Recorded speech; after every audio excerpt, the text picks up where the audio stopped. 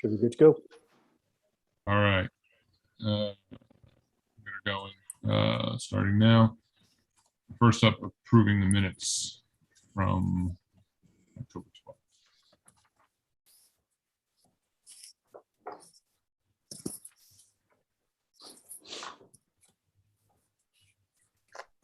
12th.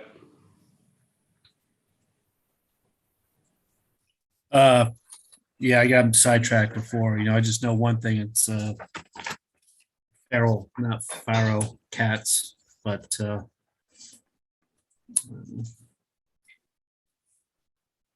think we all know what they mean. Yep.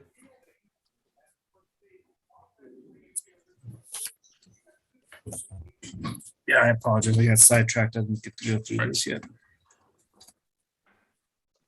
Yeah, it should be feral, right? Yep. Yep.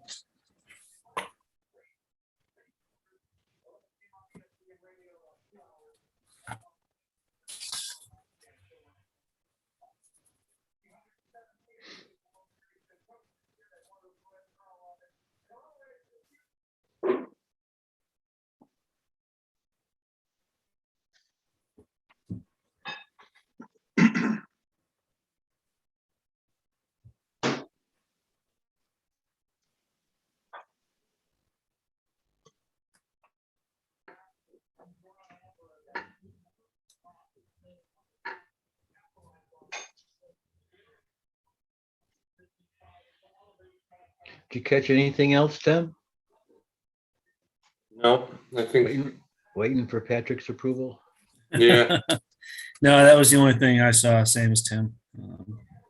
I'll make a motion that we approve the minutes. second. Favor? Aye. Aye. All right, unanimous. Very good. Authorizing the payment of the bills. I'll make a motion that we authorize the payment of the bills. Second. Discussion. All in favor? Aye. All right, unanimous. Very good. Privilege of the floor. Once, twice, thrice. Okay. All right, Martin. Still can't get the camera working. Oh, that's all right.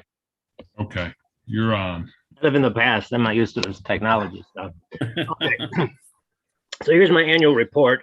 Maybe a little bit shorter than previous years because pandemic has made itself known to us.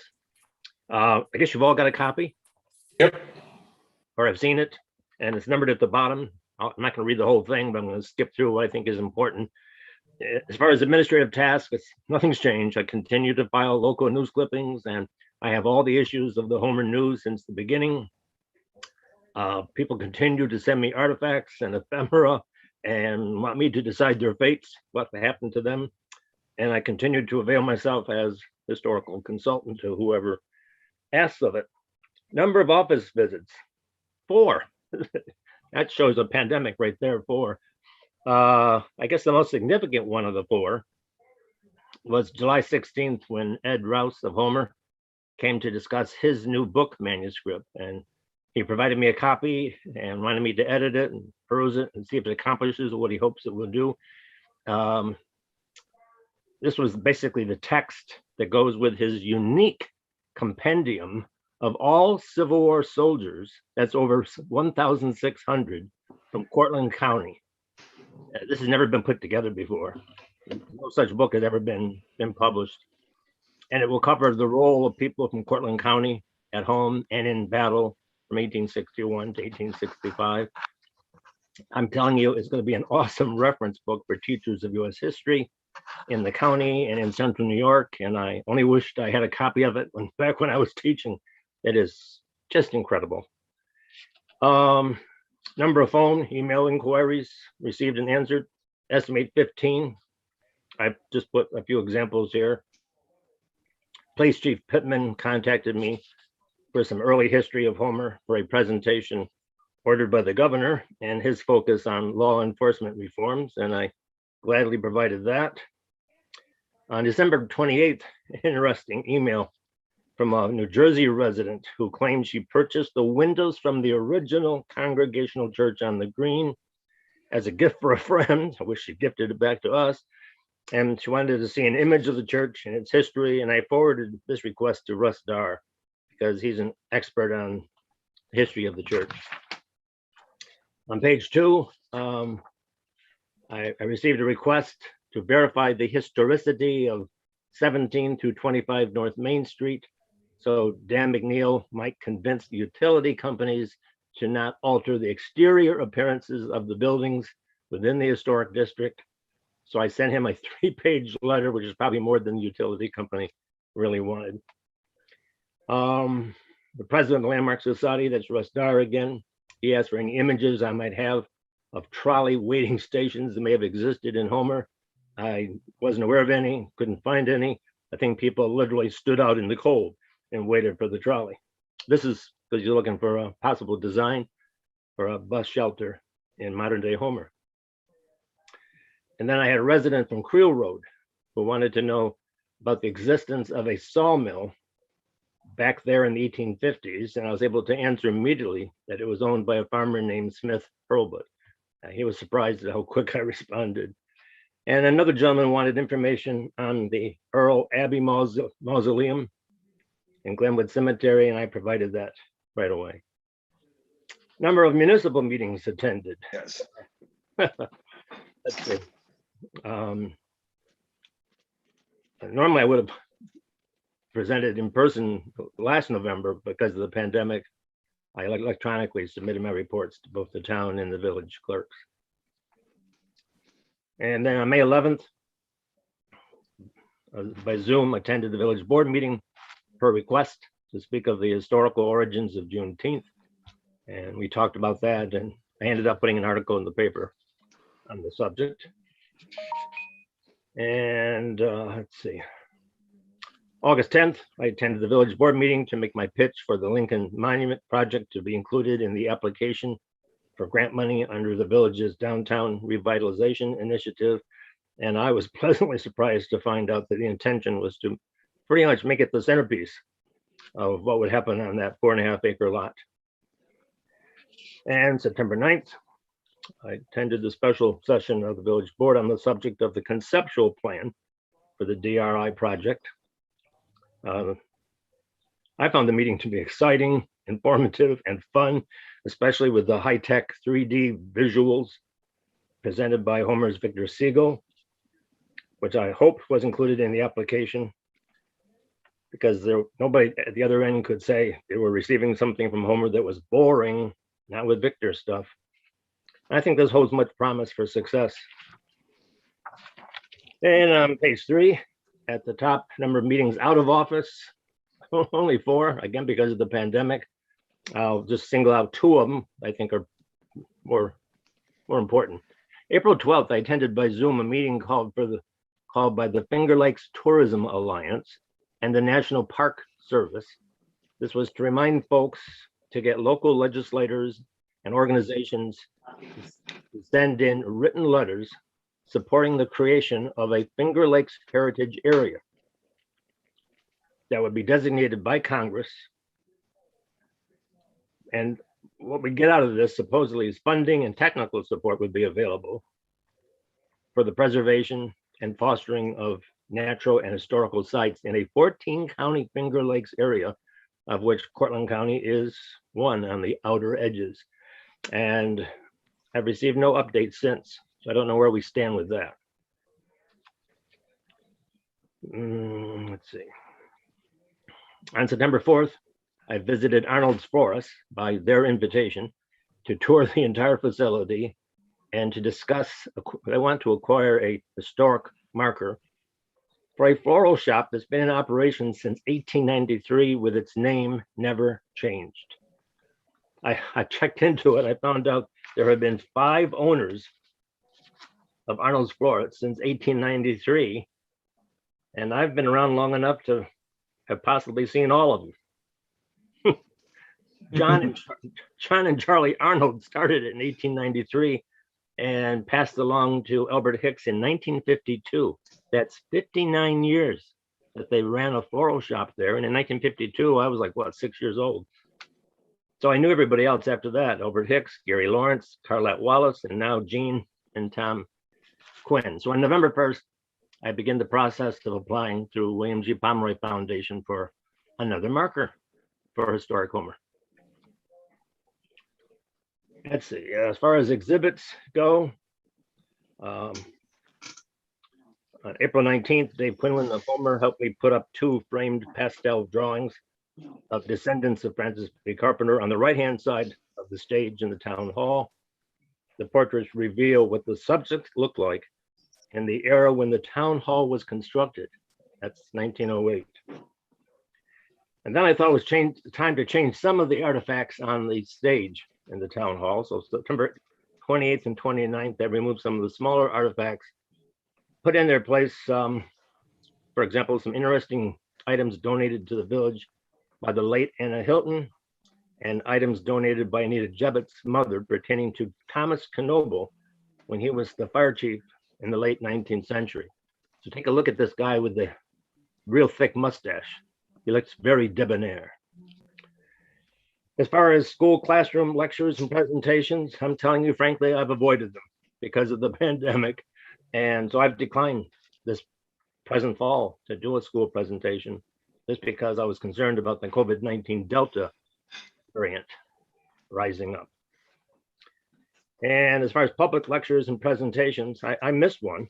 I was not able to attend the May 22nd induction of Homer's Nellie Randall into the Homeville Museum's Hall of Fame.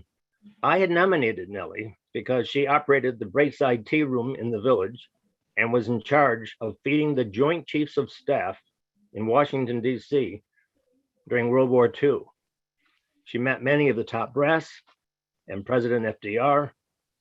In my place for the ceremony was Catherine Frail of Cortland, who knew Nellie and originally brought her to my attention. As far as historical publications, I continued to run a column in the Homer News. And I was informed on July 10th that Hamilton Books, which is an imprint of Roman and Littlefield, is interested in the book proposal I submitted. This would be a volume of a little bit over 100 articles that appeared in my column in the Homer paper over the past decade. The proposed title is The Heart of Central New York, Stories of Historic Homer, New York. It's another effort on my part to put Homer on the map. I spent 2.5 hours this afternoon gathering up images to be included in the final book. Top of page 4, historical events and celebrations. In July, I brought to the Landmark Society's attention and to that of Bud and Chip Jeremy that 2026 will mark the 250th anniversary of the USA. And I figured it's never too soon to begin planning celebratory events, that they should start giving it some thought.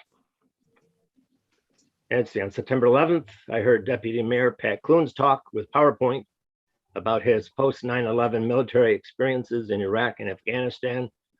I got to tell you, folks, you missed something. If you weren't there, it was an emotional, informative, and powerful presentation with plenty of opportunity for Q&A at the end. The Central New York Living History Center hosted this talk on the 20th anniversary of 9/11. And I'll take this opportunity to once again say thank you, Pat, for taking the time to do that. And if you ever decide to write up a condensed form of that and be a guest columnist in the Homer News, I'll be glad to have it. Give it some thought. As far as historic preservation projects, the present owner of the Francis B. Carpenter birthplace, which it is a National Historic Site as far as I know, was asking how she could receive financial assistance to preserve and repaint the house. And I enlisted the help of Russ Darr to check in about this worthy project. And then again, part of historic preservation is the Arnold Florist request for a marker. It's been over a century, 128 years that the business is. I suspect the business may be the oldest floral shop in the state to have continued with the same name since its inception. I don't know how you go about proving that, but I'd like to know. Heritage tourism projects. I hadn't quite given up on the Lincoln Monument project before more recent events took place. I had an interesting phone conversation on the topic back in June with a Scarlett Rubman of Humanities New York. As I suspected, no funds would be available for public artworks. But get this, she was in Syracuse and she told me she had no idea that Homer had 3 native sons connected to Lincoln, nor that it was the birthplace of Amelia Jenks Bloomer. She was astonished, and it proved to me that we really need to find a way to promote historic Homer. I'm just crossing my fingers that the DRI thing can make that happen. Along the same regards of trying to solicit funding for the project, after I had a meeting with Jim Hopkins of the Homer branch office of Edward Jones and Company, I emailed a letter of solicitation to the firm's headquarters and just dropped the name of Homer native son Douglas E. Hill, who just happened to be a former managing partner of Edward Jones, seeing if maybe they would kick in some funding. As you can see in my report, 2 words, no response. So I guess Hill doesn't pull any clout anymore. And then finally, the last paragraph on page 4, I listed all the people that we contacted as Dave Quinlan assisted me in getting written support and endorsement for the monument to be included in the DRI project. Harold Holzer responded immediately, along with a request that should there be any dedication ceremony, he wants to be here. And so we got endorsements from Supreme Court Justice for Rhode Island, Frank Williams, who's been to Homer. SUNY Professor Evan Falconberry, he responded immediately. He teaches a course in Introduction to Public History, required of all history majors at SUNY Cortland. We also asked for a written endorsement from Cindy Milstead, one of FBR Carpenter's descendants, and I don't think it ever came in. And then just for kicks, I thought I'd contact the publicists and lawyers and representatives of 3 celebrities to see if they'd be interested because of certain connections to Lincoln through film or whatever. So I reached out to the actor Liam Neeson, no response. Director Steven Spielberg, no response. And the lawyer and manager for comedian Bill Murray, who's been to Homer maybe 2 or 3 times, the late Fragnoli could confirm that if he were alive. And as I suspected, no responses from any of the celebrities. And at the top of page 5, under the same topic, I was looking forward to making an enthusiastic 5-minute pitch by Zoom on October 13th to the REDC for another Lincoln Mecca to be the centerpiece of the proposed DRI. As it turned out, I was only able to interject a few salient points during a Q&A at the very end, but part of a loaf is better than none. And then conferences and workshops attended by Zoom. Everything seems to be by Zoom these days. I attended the Association of Public Historians of New York State, Region 9. I've attended their regional meetings since I'm a member. Now, the next 2 pages, you have to look this for yourself. I'm not going through every single one, but it's a long list of acquisitions. And the reason being, the pandemic caused Homer residents to hunker down, clean house, and deliver historic finds, some of them not so fine, to their public historian, which is fine. It gives me a chance to be the one to decide to which repository should they go. Just a few examples here. On December 21st, Homer Police Chief Pittman sent images of a local veterinarian, Dr. Holland, circa 1870s, who also served as the Homer Police Chief. Holland's descendants provided the photo. So this adds to the archives. And let's see. Oh, in March, Ed Rouse of Homer provided photocopies of 19th century news articles on Civil War Captain Walter O. Dunbar, who's buried in Glenwood, and on the Great Flood in the Village, March 17th, 1865, which supports the photo the town has archived, or maybe the village has a copy too, but now I have a framed one, which may have been the original that was in Phil Zimmer's barbershop back in the day, in the 1800s. So I'm going to have an article in the paper that explains what caused that flood. And I suggest with the amount of rain we're getting now, we're going to get the 200-year flood. So go to high ground tonight, folks. And on May 5th, Kay Bundy Locke sent a photocopy of a news article with an image about the visit to Cortland in 1935 by Amelia Earhart. The visit was planned by Kay's uncle, Charles Briggs of Homer. Following up on that, on June 17th, I received a written note from Mrs. Patty Norris stating that her father was this Charles Y. Briggs, mentioned in my column about Amelia Earhart, and that according to family lore, he flew around the Congregational Church steeple. And I just find these examples where people responded and provided me information to be an accomplishment of a goal I had set out for being a public historian. I wanted my column to generate interest and interaction like I tried to do in the classroom. I want history to be an interactive experience. You people can contribute to the archiving of our past. It takes a community to record history. And let's see, continuing on to the last page. We finally hit the last page.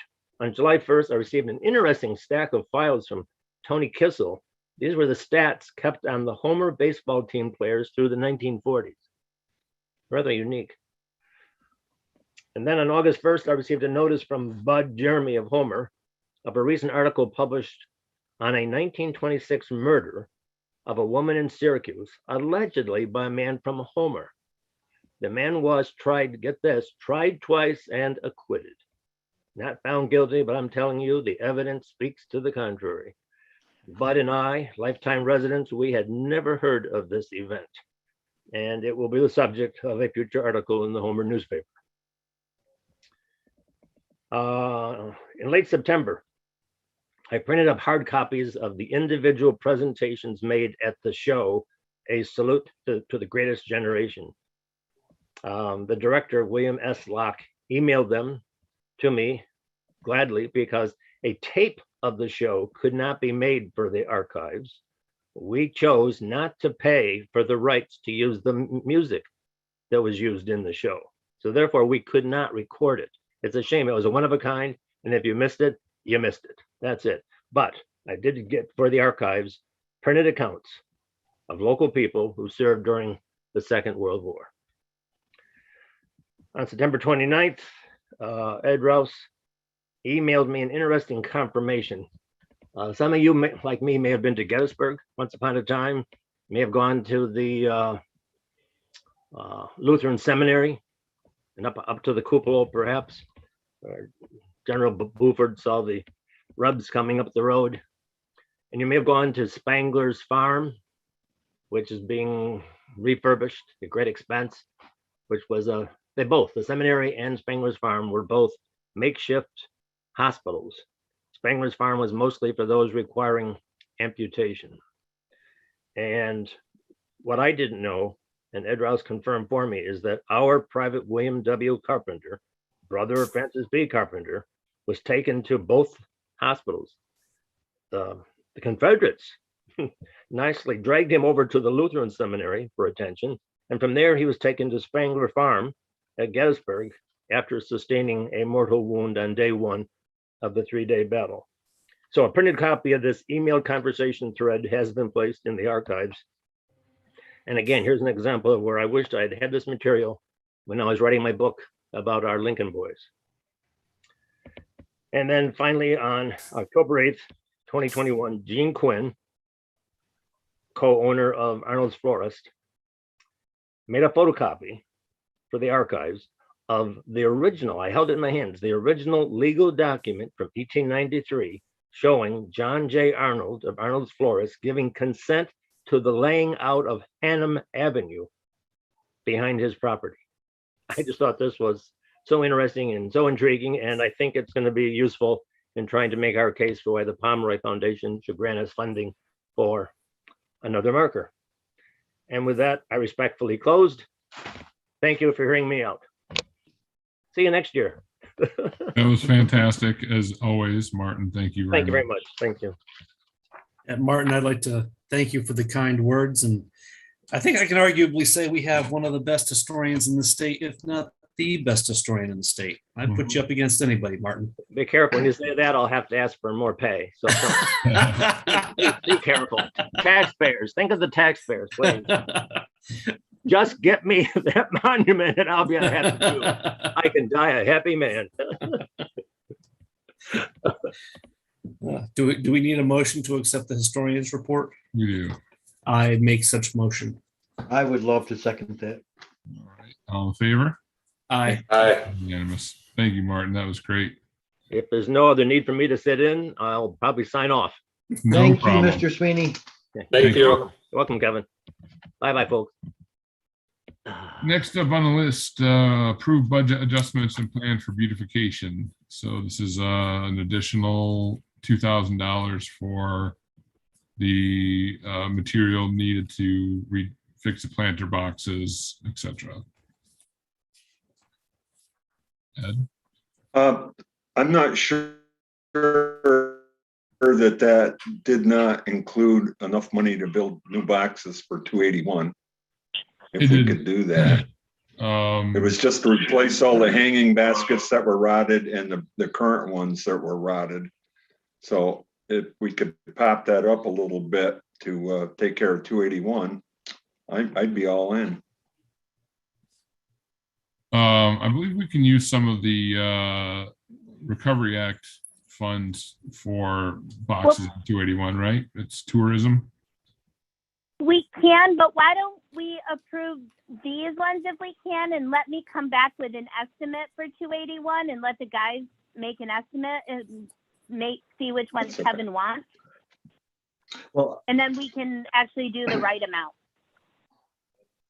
I had met with Ed, and Ed, we kind of got some tentative drawing. Did you make any further progress from the time we met, Ed?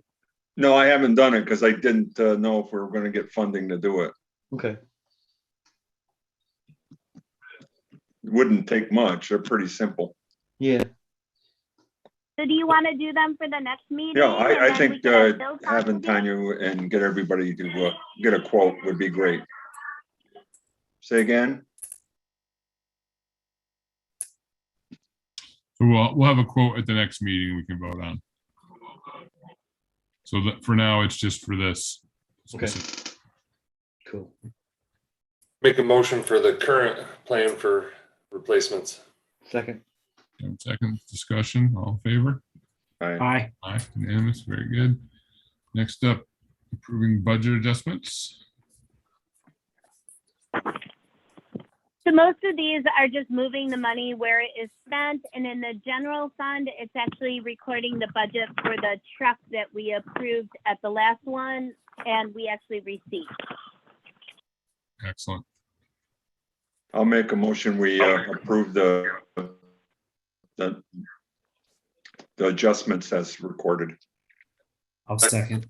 Go ahead, Pat. Discussion, all in favor? Aye. Unanimous, excellent. Next up is receive a petition signed by taxpayers regarding the proposed DRI property. So we have the petition here. They talk about being forcibly displaced. We're not going to forcibly displace anyone. We're not using eminent domain in this at all. So we have this and we are filing it, but we're not going to be using eminent domain on this project. So, I just wish it was more legible. right. No, I'm all for the petition and people and listening from the public. It's the right thing to do, and I admire them for at least doing something. It's too bad they didn't come talk with us when we offered it to them. Right. It's again, it's, We did write letters to every host. yeah, whoever owns each house will be able to do with whatever they want with their house. Sell it, develop it, keep it the way it is. You own it, you can do what you can do what you want with it. We're not going to come and take it away. All right. I'll make a motion that we accept the petition. Second. Discussion, all in favor? Aye. Unanimous. Good. All right. Next up is appointing Robert Stockman as an SRO retro to October 12th. I'll make that motion. All right, I'll second. Kevin seconds, all in favor? Aye. Unanimous. All right. Next up is appointing Kevin Murphy as a part-time police officer retroactive to October 15th. I'll make that motion. I'll second. Discussion? All in favor? Aye. Aye. Unanimous. Next up is approve of payments of bonds via wire transfer.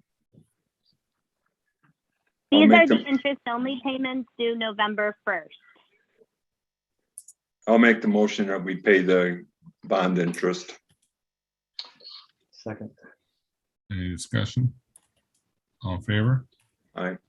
Aye. Aye. Yes, okay. Next up, designate signing rights to approved contracts, grants, or other agreements to the village clerk or treasurer unless another is required. So this will just help speed things up when we approve things, just in case I don't get down there in time to sign them. So just for clarification, it's already been approved and gone through the board. It's just the signing authority. Yeah. If in case the mayor is not available. Right. Yeah, it has to be approved by the board first. I just wanted to make sure we were very Yeah. clear on that. Yeah, I know. I read it closely as well, but yeah, this is what it's for. I'll make the motion to designate them. I'll second. All right, all in favor? Aye. Aye. Yeah, good. All right, and then approve paying additional insurance on the new cemetery truck. Makes sense to me. It's brand new. Yeah, I'll make the motion. I'll second. discussion, all in favor? Aye. Yeah. Okey doke. Now we are down to comments by board members. Who would like to start? I'll go first real quick. All right, Kevin, go ahead. We touched a little bit Ed, on the flower boxes for 281, but I did speak with Don Richards this morning. Right, He's all in favor of whatever we want to do with the sign as well. Perfect. All he wants to do is we'll contact him. Maybe Ed, you'd go with me. We'd go down and talk about, placement so it doesn't interfere with driveways of the pizza place or him. And he's all for it. So we're great, good to go. We're good to go with that. excellent. Yes. That's great news. It'd be on that pile of dirt there where there's nothing anyhow, and it'll be a great spot for it. Yeah, we can offer that up, but we figured let's let him decide. It's his property. All right, Ed, how about you? You had your hand up. What do you have?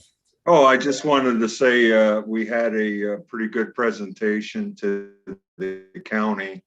Of course, I heard something on the radio and I probably misheard it about somehow the quote unquote, the community leaders said, hey, take the money back and put it into reserves. Maybe I got a little confused. but I No, was yeah, hoping that there- Yeah. I understand where you got that. You heard that today, right? I think so. So today It was very that's- quick and That is, I didn't catch it. the county came to all of us when the pandemic started and asked if we would be okay with taking that $1 million off the top of the sales tax that they were taking and putting into the jail fund, if we'd be all right with them putting it into their general fund, assuming they were going to, be in bad shape during the pandemic. And this is just Chairman Hyder just said, it's time to go back so that it's going back into the jail fund. Has nothing to do with the recovery funds at all. But I understand where you got, because the first time I heard it, I thought the same thing, but then I listened Oh, okay. again and I realized what it was. Well, given that there were only 3 communities, as I understand it, that asked for money, and that was Cincinnatus for $200,000 to do sidewalks, Marathon for $250K to replace siding on their civic building, and then us to buy Casey Fields. So if you added up all that money, we're still under $1 million. So we have a real good shot, unless they decide to, slash and cut everybody and give us pieces and parts.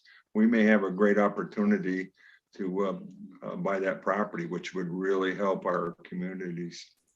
So Well, I heard you I did thought a we very- did a pretty good job. I heard you Tanya did and a Zach very joined good me, job. and Pat sat in there.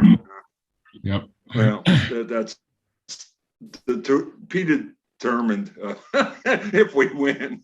But I anyhow, heard thank from- you. I And heard I from think it some went well. legislators And we did that you have, did good. I did get offered a job.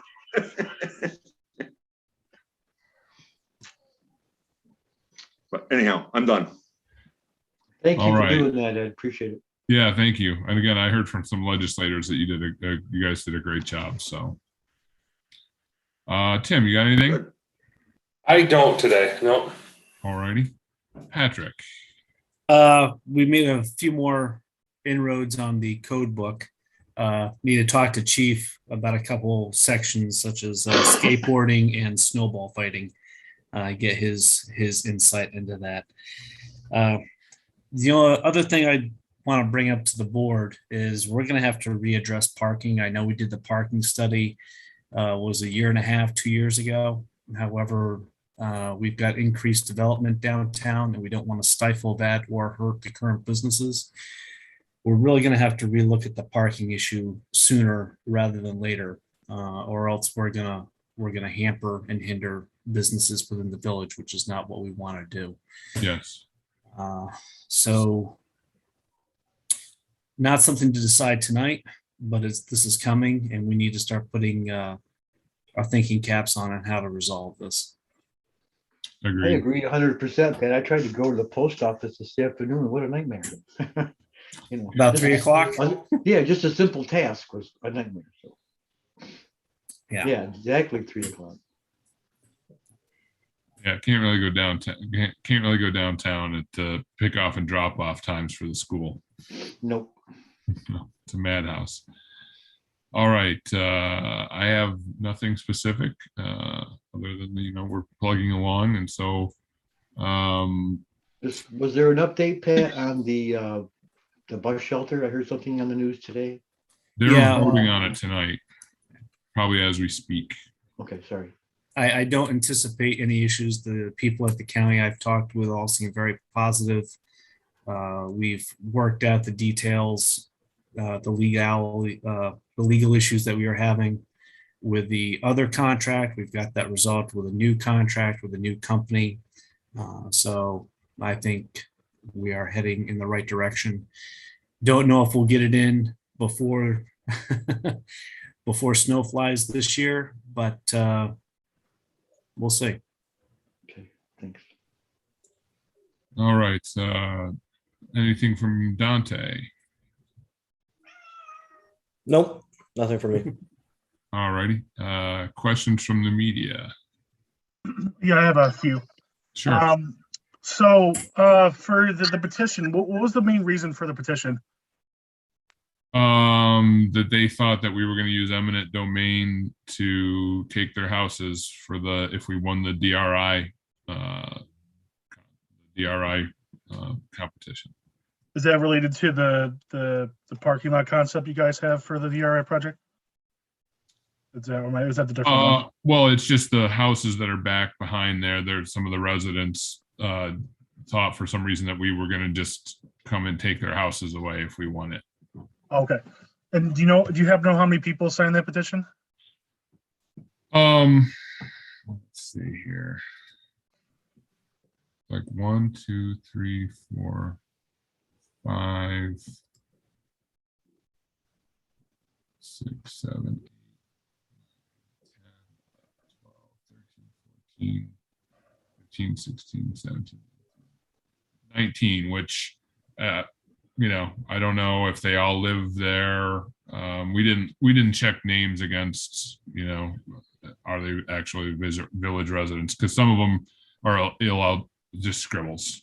You can't really Okay. read it as a signature. Right. So it wouldn't have been enough to push to like permissive referendum or anything like that? Oh no, I mean they would need hundreds more. Yeah, that's what I was thinking. Okay. Yeah, no, this is, but again, we're not using eminent domain, so it's moot. So there's really nothing you can do with the petition. Basically, there's nothing really can move forward. No, we were never going to use eminent domain, so Yeah. they didn't, they I don't know, had some misconceptions about what our plans were, apparently. And then was this like a specific person, or is it like a group of people that try to lead this petition? Well, it's handwritten, so it looks like one person just hand wrote it and then went around and got people to sign it. Oh, okay, gotcha. Okay, all right, yeah, that's it for me. Thank you. All righty. Any questions from Don?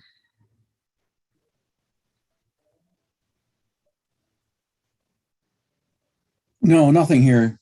All right. Al. Thank you. Thank you. All right.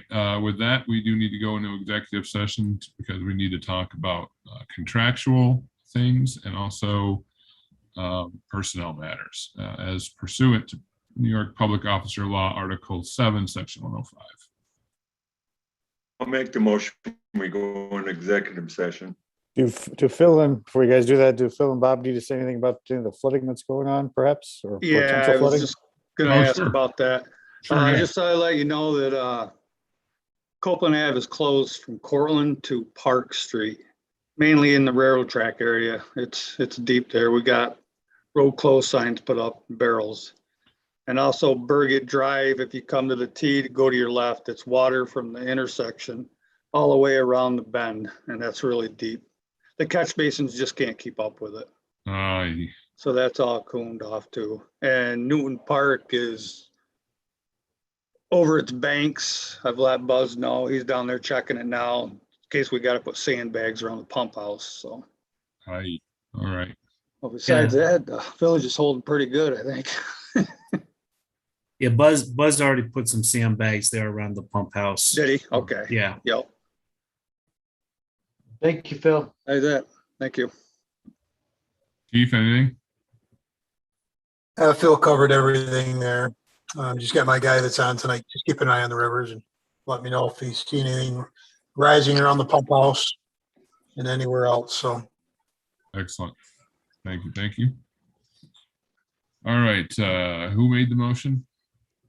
Ed did. Ed, we have a second. Second. All in favor? Aye. Aye. All right. Thank you, everyone. Have a good night. You Good too, Phil. Phil.